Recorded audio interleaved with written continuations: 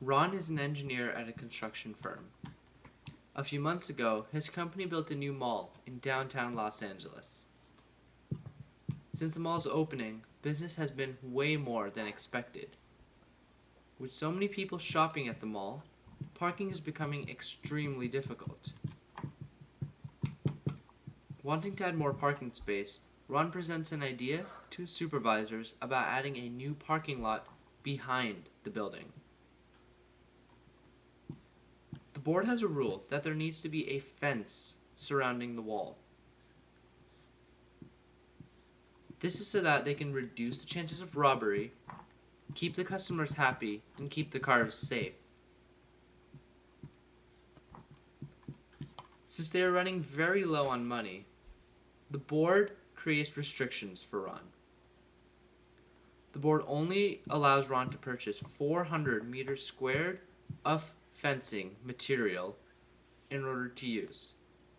To please his supervisors, Ron must create a parking lot with the maximum area to fit the most cars in the least amount of money.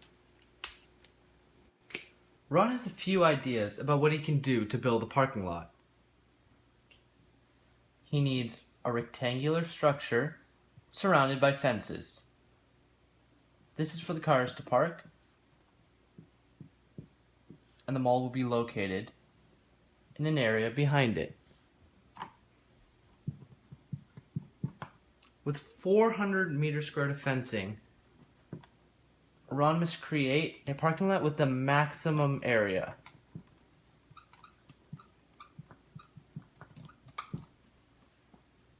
Ron, being an engineer, knows how to start off. He knows the area must be equal to the length of the parking lot times the width, and that there has to be some constraints. In this case, we can create an equation for the constraints being 400 is equal to 2L plus 2W. This means that the area of the fencing will equal the perimeter of the parking lot, 2L plus 2W. Knowing the perimeter of the parking lot being those constraints, Ron runs into a problem. We see that the parking lot can look something like this, look something like this, look something like this, or even be a square. The problem that Ron faces is he needs to find which one of these encloses the maximum area inside it so that he can fit the most cars and have the least amount of cost. Using the two formulas that Ron came up with, area is equal to length times width, and 400 is equal to 2L plus 2W, Ron can rearrange the equations and create one. Combining these two equations, we'd first have to manipulate this equation. All we're going to do is divide by 2 on each side to make it a little simpler, and then rearrange it so that we get W is equal to 200 minus L. Now, we could have done this with L is equal to 200 minus W, but it doesn't really matter because what we're going to do next is take this equation, substitute it back into our area equation, giving us an equation that's a combination of both. Knowing our two equations, area is equal to length times width, and width being 200 minus L, we can substitute them back into each other and get one big equation. We're going to get area as a function time is equal to L times 200 minus L. Now, to get an actual better looking equation, we're just going to distribute that L and get an equation for A parabola. A parabola that will be opening downwards. Because of that negative sign. Our goal, now that we have the equation, is going to be to find the maximum area. We're going to get a parabola that looks something like this, with a maximum point. Our goal is to find the x value to which this point corresponds to in order to get the length at which the area will be maximum.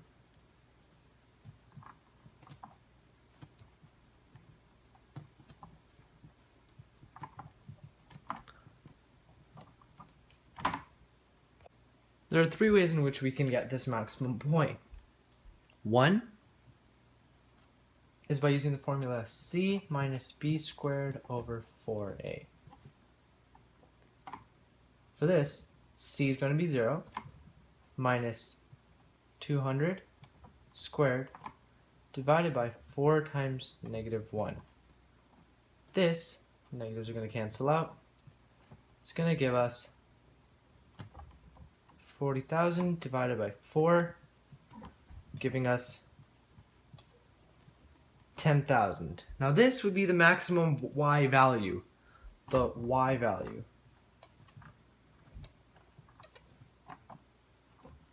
What this means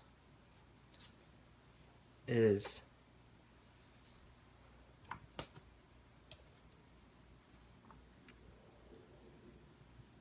this point is going to be 10,000. Now that we know the y value is going to be 10,000, we just plug that back into the equation and solve.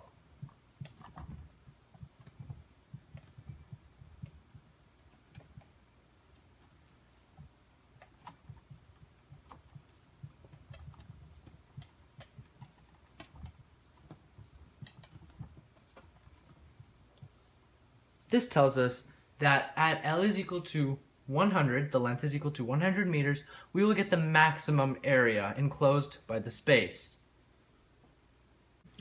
Now, knowing that the length is equal to 100 meters, we can plug this into the equation. P is equal to 2L plus 2W. 400 is equal to 2L plus 2W. 400 is equal to 200 plus 2W. W is equal to 100 meters. We see that this is going to give us a square. Length 100 by 100. The other two ways would be, one of them would be to look at the graphing calculator, look at our parabola, calculate the maximum value using our left bound and our right bound, hit guess, and that's going to give us 100, 10,000. All we have to do is take this x value for L, plug it back into the equation. 400 is equal to 2L plus 2W, and solve for W being 100. Per the second way of solving it, we see our graphing calculator. We're going to put in our equation. Make sure the window is sizable, ranging from 0 to 200, and from 0 to 10,000. After our window is good, we're going to hit graph, and that's going to give us a parabolic shape. We see over here is where the maximum point would be, corresponding to an x value and a y value. The third and final way is to go to our graphing calculator, put in our equation, make sure our window is good, and go to table. As we see here, we can scroll through the x and y values. Let's start low. When x is 65, we get a value of 8,775. But as we go to a higher and higher value of x, we see the numbers go closer and closer to 10,000. At this point, we see the value 10,000 when x is equal to 100. But as we go down the list and increase the x value, now the y value drops.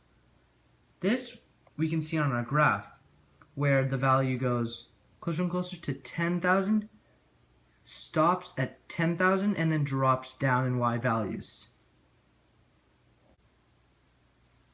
We see that the length is equal to 100 and the width is equal to 100.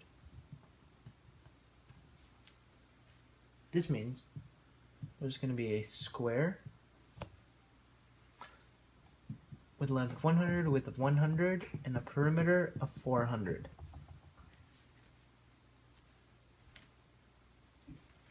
In another case, the length could have been 50 meters, the width could have been 150 meters.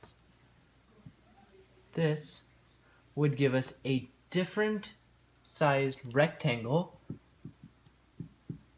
with these dimensions, an area of 7,500 meters squared, and a perimeter of 400 meters.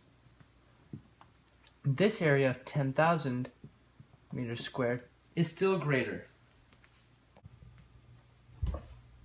We see that the length being 100 and the width being 100, on our parabola,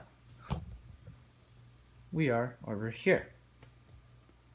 If we were to take a point here, for example, at L is equal to 50, solving the equation would give us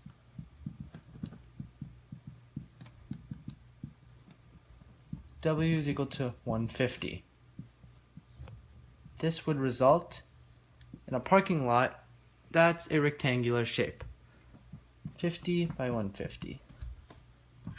Though this looks like it could be bigger, it would actually be wrong because the area would be 7,500 meters squared, not as big as our 10,000 meter squared area. As we go up and up and up on the parabola, we get closer and closer to our value of 10,000. And as we go down and down, we get lower and lower until we get to the points which are non-existent.